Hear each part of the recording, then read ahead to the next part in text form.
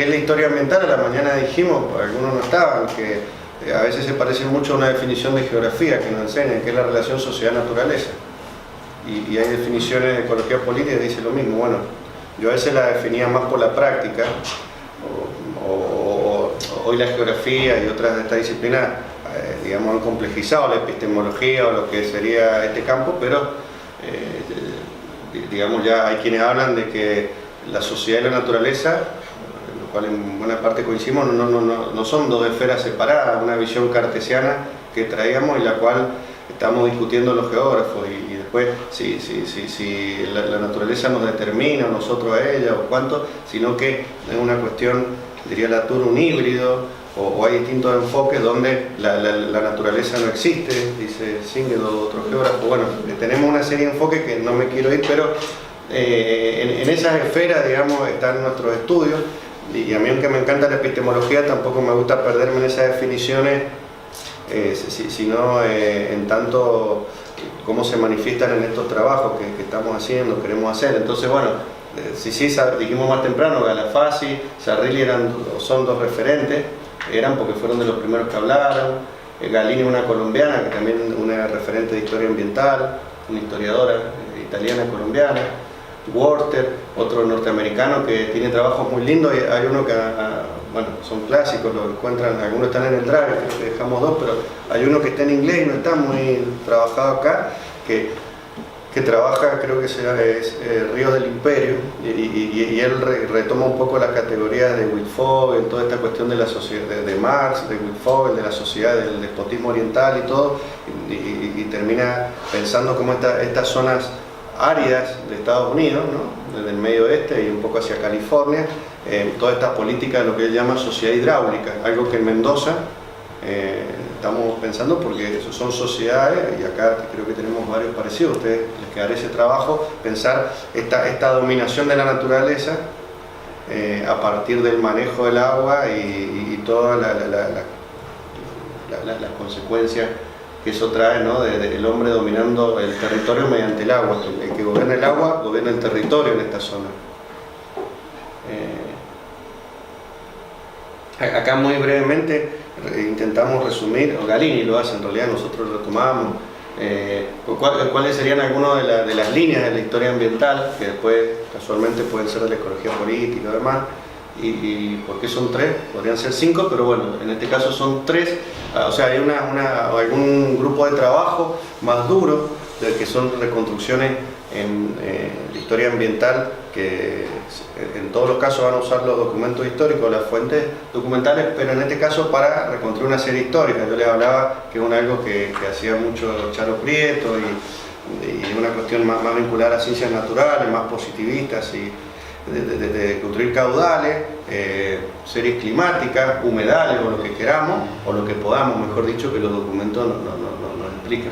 Después hay otra línea que las dos últimas son mucho más comunes en Latinoamérica hoy, contaba Lucre, que tiene que ver, o casi que no se entiende una diferencia con la ecología política, porque justamente pone el foco en la disputa de poder, en cómo ciertos sectores sociales son perjudicados y otros no tanto, y son beneficiados por estos procesos ambientales o problemas. Y por último, una idea, o sea, una forma de abordar la historia más constructivista, más cercana quizá a los estudios culturales, o podríamos decir quizás más antropológica, en términos de ver más antropológica clásica, de ver las representaciones, la idea, los imaginarios sobre la naturaleza. Y yo le decía más temprano, no sé acá cuál es la próxima, estos son unos trabajos que hemos hecho, pero después se los paso, no tiene sentido. Yo le decía más temprano que en realidad las diferencias yo a veces las veo en la práctica, o que a veces en los libros no figuran tanto, que digamos los ecólogos políticos como los geógrafos toman periodos más recientes, problemas más actuales, o sea, ¿no?, de la década del 60 para acá, del 80 para acá, mientras los historiadores ambientales abordan, sí, mediana, larga duración, quizás a veces en esa cuestión, pero la verdad que si uno le saca, no sabemos, y a mí la verdad no me importa si es antropólogo, si es historiador, si es geógrafo, pero esa puede ser una diferencia. Otra es que los ecólogos políticos sí tienen o sea, la ecología política, digamos, nacería como una preocupación justamente de esta parcialización del conocimiento en disciplinas exacerbada quizás, o sea, y de generar un ámbito de diálogo de estos problemas y conflictos ambientales por sobre. Entonces, por lo tanto, va a estar más descentrada estas tradiciones disciplinarias. Otra preocupación es acercarse a estos saberes populares, a los movimientos sociales. Hay una tradición fuerte de la ecología política, y en Latinoamérica más aún, de dialogar mucho con estos otros saberes, y casi que es bien visto el intelectual de este campo que dialoga, ¿no? que, como dice Maritele Vampa, es un intelectual anfibio en los campos. Los otros puede ser o no, depende de la escuela. Voy como rápido, no sé si me olvido de algo, pero esto también queda ahí, ¿no? A Limonda le gusta mucho, eso es importante, le gustaba mucho a Limonda como referente de la ecología política, le gustaba mucho la historia ambiental, y él decía, en esta particularidad que tiene la ecología política, pero la latinoamericana, decía él, no la anglosajona o la francesa, es que nosotros no nos podemos leer sino como producto o subproducto de la colonización. Entonces él, en esta tradición postcolonial, decolonial, él dice, no podemos no hacer historia, ¿no? Ese tipo de historia, ¿no? O sea, no podemos. Entonces, esa sería otra huella que tendría nuestra ecología política. Acá hay algunos de esos libros más clásicos, estos son más nuevos, han salido. Alimonda compilaba estos libros, ahora hay una colombiana. Estos son de los famosos de Martínez Alier. Estos son dos handbooks que salieron en el 2015, que sintetizarían, están también ahí en Google, después en el Drive, lo pusimos, sintetizarían un poco el estado de la cuestión o del arte, perdón.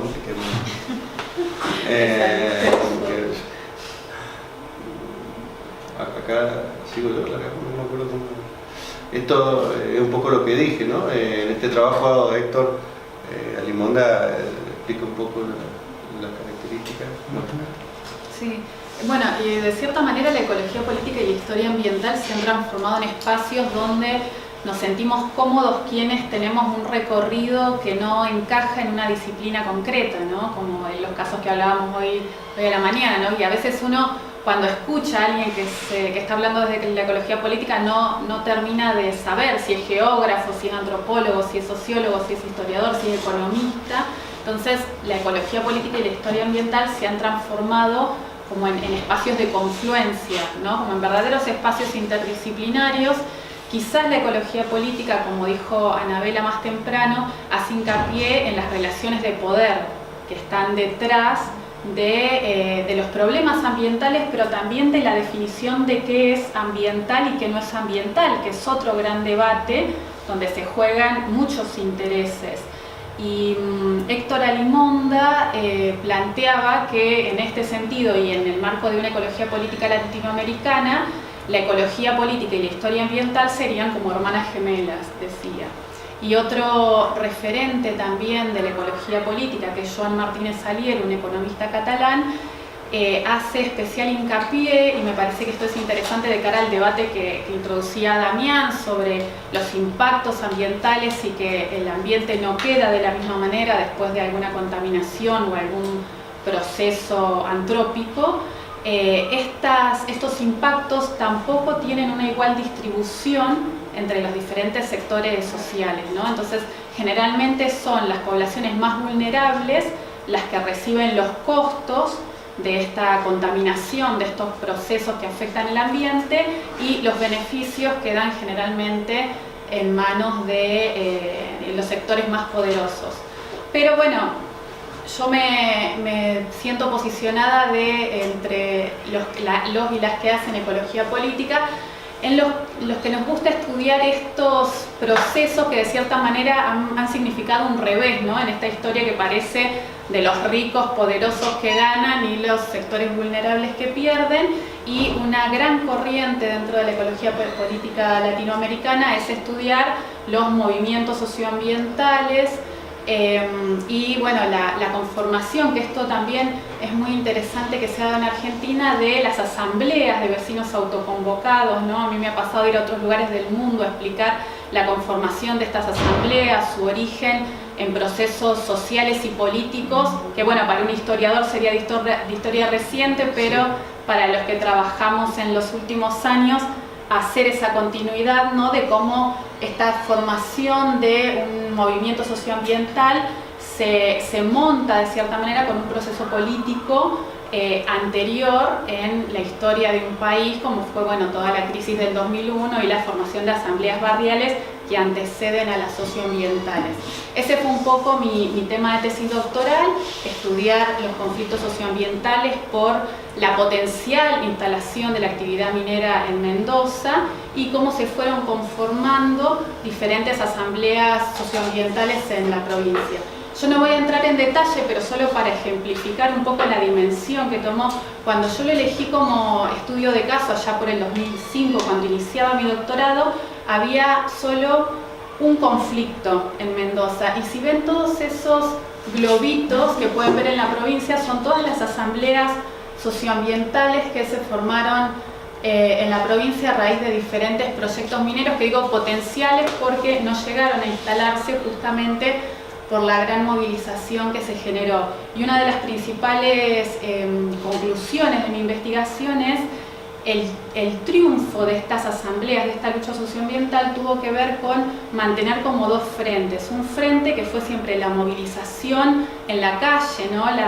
Digamos, Gabriela Merlinski diría la arena pública, ¿no? La aparición en el espacio público del conflicto, y por otro lado todo un debate donde estas mismas asambleas y organizaciones se metieron en los espacios institucionales y disputaron con el Estado y con las empresas incluso la sanción de legislación que restringió la actividad minera, ¿no? Y este proceso yo lo estudié en Mendoza. Bueno, acá hay algunas publicaciones que también después las podemos poner a disposición. Bueno, un artículo que escribimos con Facundo Martín en el... Interesante es ver que más allá de mi estudio de caso, del cual podría hablar muchísimo en Mendoza, este es un proceso que ocurrió a lo largo de toda la cordillera. Acá por ahí no se distinguen mucho los colores, pero los conflictos, este es un mapa mundial de conflictos ambientales coordinado desde Barcelona por el grupo de Joan Martínez Alier, en el cual yo estoy colaborando con completar los conflictos argentinos, y se puede ver como una línea de puntitos naranjas, ¿no? Que va a lo largo de toda la cordillera, y en la cual el caso, digamos, la emergencia de la conflictividad minera en Neuquén ha pasado bastante desapercibida para, digamos, quienes trabajamos los conflictos mineros. A mí me interesó especialmente cuando supe del caso de Loncopué. Lo charlábamos hace años en una mesa, en unas jornadas de historia de la Patagonia, sí. Una mesa donde sí. Yo le comentaba al equipo de Fabián por qué me parecía que era muy interesante estudiar el caso de Loncopué, ¿no? Acá se puede ver algunos conflictos. Yo cargué en este mapa mundial el caso de las Coloradas cuando supe de este conflicto. Y bueno, había como ciertos elementos que a mí me parecían muy importantes. Ahora los voy a comentar unos años después, ¿no? Por un lado, el conflicto de Loncopué tenía casi por primera vez en Argentina la convergencia de sector productivo, crianceros, comunidad indígena y asamblea de vecinos autoconvocados. Eso fue como la novedad que yo descubrí en aquel entonces. Después de hacer un trabajo de campo en Loncopué y también una recopilación de documentos, se puede ver claramente cuál fue el error, ¿no? Les cuento así cortito algunas conclusiones. Este mapa es de la empresa minera y se puede ver claramente que las concesiones mineras están encima de territorio mapuche. O sea, la propia empresa mostraba en sus documentos que estaba violando la ley que protege, digamos, que determina que tendría que haber consultado a la comunidad y por la cual finalmente cae el proyecto minero en Campana Mahuida. Otra novedad que yo en ese momento no la tuve en cuenta fue que es uno de los primeros conflictos en Argentina por capitales chinos en minería. Y hay toda una corriente latinoamericana, donde el caso de Loncopué cobra relevancia, que está analizando los cambios en la conflictividad que tendría la llegada de los capitales chinos, porque los chinos rompen con un montón de lógicas. Las empresas chinas no tienen la misma lógica empresarial que las empresas mineras canadienses, ¿no? Que vienen con todo discurso de responsabilidad social empresaria, ambiental, laboral, que los chinos están bastante lejos todavía de llevar adelante ese tipo de prácticas. Bueno, como ya dije, una multiplicidad de actores. Otro actor central, también lo decía la gente de las Coloradas hoy más temprano, es el rol de la Iglesia Católica, ¿no? Que es central, y diferentes instituciones que participaron fuertemente del conflicto.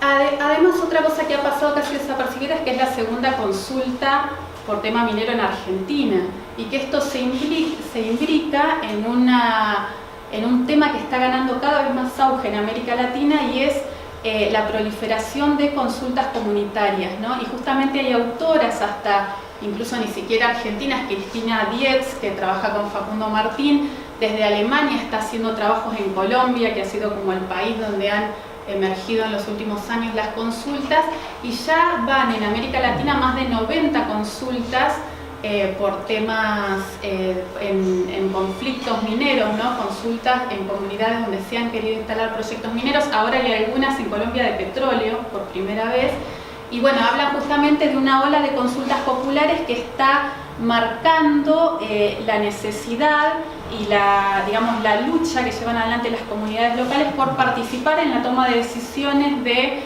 qué proyectos quieren tener en sus lugares de vida, ¿no? Me parece que estamos en un territorio muy interesante donde por ahí tenemos elementos centrales de discusiones regionales, latinoamericanas y mundiales, y bueno, ¿no? Tenemos que dar cuenta de esos procesos.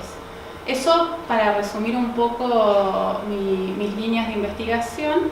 Ahora pasamos... Hago una consulta antes de que me meto. ¿Hay algo escrito respecto al punto de Andacollo Gold? Porque vi que tenía conflictos ambientales en distintos puntos de la provincia. Sí. Y uno era el de Andacollo. El caso de Andacollo está registrado, pero habría que actualizarlo, porque justamente alrededor de Andacollo han surgido otros conflictos, como daban cuenta hoy más temprano, sí. Entonces habría que complejizar el caso y habría que ver si es un puntito o son más de un conflicto según las características. Puede decir, la búsqueda de antecedentes en el área a veces es compleja. Sí. Por eso mi consulta si hay bibliografía o referentes del tema que pueda facilitar, más que nada para poder trabajar. Yo no me interesa porque trabajo en el área. Sí, no conozco que existan artículos o investigaciones profundas del proceso de Andacollo. Y de hecho, a mí me interesa profundamente por estudiar justamente la diferencia de las comunidades, de cómo en algunas se da la resistencia, sobre todo cuando la actividad todavía no se ha instalado, y cómo en Andacollo, justamente por una necesidad laboral, como comentaban hoy más temprano, la gente quiere que se reactive la actividad minera, y eso genera también fragmentación dentro de las propias comunidades.